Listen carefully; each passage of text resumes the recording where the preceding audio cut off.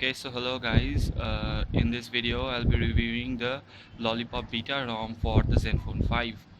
First of all, a lot of us has been waiting for the Lollipop Beta ROM or the Lollipop update on our Zenfone 5, but Asus has been delaying it for over a long time right now. So I went ahead and installed the Lollipop Beta ROM, which is for the TW or the Taiwanese firmware.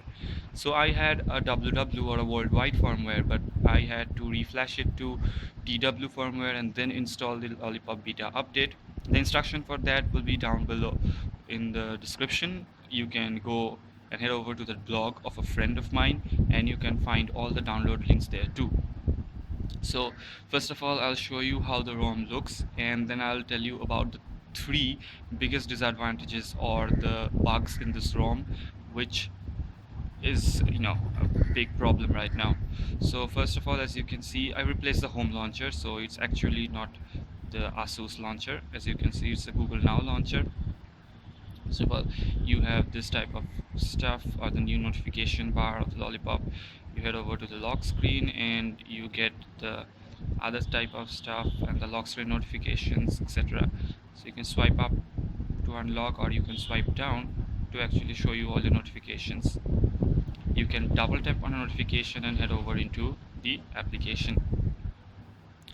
So as you can see, we have the extended stuff, like again things extend over to the notification bar. I'll head over to the settings to show you that I'm actually running Android version 5.0. It's not 5.0.2 or 5.1, which I would like actually in the final OTA, because 5.1 fixes a lot of issues like the memory leak issue.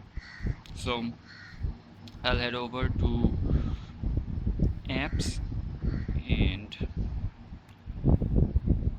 running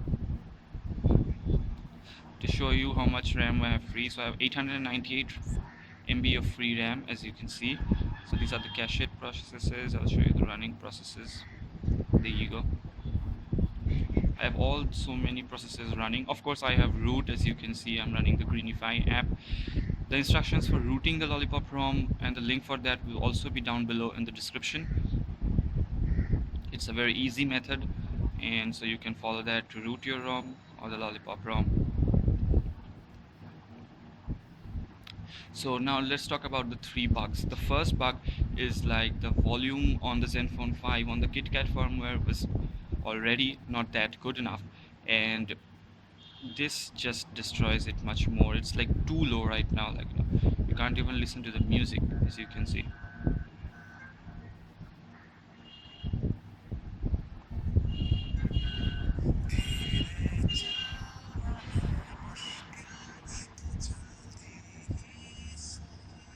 As you can see, it's too low. That's the first bug, which I hope is the bug due to the beta tag of the ROM.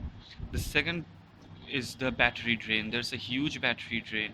Now when I first installed the ROM, I was instructed to head over to Asus customized settings and switch off this Asus cover mode, as it's a huge battery drain. But then I found out that the ROM drains battery even without that, and even with just Wi-Fi on the KitKat firmware, the battery used to go down by around 2% on standby when I used to sleep at night for around 7 hours, and now it just drops by over a whooping 50%, which is not desirable at all. I tried battery recalibration and everything and it didn't solve, so definitely that's, I guess, a problem of the beta ROM.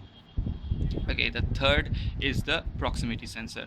Say if you're talking on the phone for around 2 to 3 minutes constantly, the proximity sensor will not detect when you put your phone away from your ears and the screen won't light up. But this problem does not happen if you are, say, talking for 6 to 30 seconds or something like that. For a short period of time it doesn't happen, but if you talk for 2 to 3 minutes continuously and the screen is off, the proximity sensor won't detect when you move your ears away from the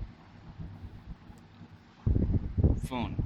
So that's the three biggest bugs right now in this Lollipop ROM, and I hope the stable version finally comes out either by the end of this month or by the at least the first or second week of June. So Thank you guys for watching this video. I hope you like this ROM. If you really like this ROM, it's pretty usable right now, so you can go over and install this ROM and try it out. Reverting back to the KitKat firmware is very easy, and my next video will be on that, on how to revert back to the KitKat firmware. Remember that when you're installing Lollipop, the download size currently becomes around more than 1.5 or 1.3 GB, so it's recommended that you download all the stuff first and then head over. Of course, that's if you have the CHT firmware or you have the WW firmware. If you are on the DW firmware, it's relatively easier with a much smaller download of around 500 MBs. So head over to the link in the description below, and I don't know what that keeps starting up.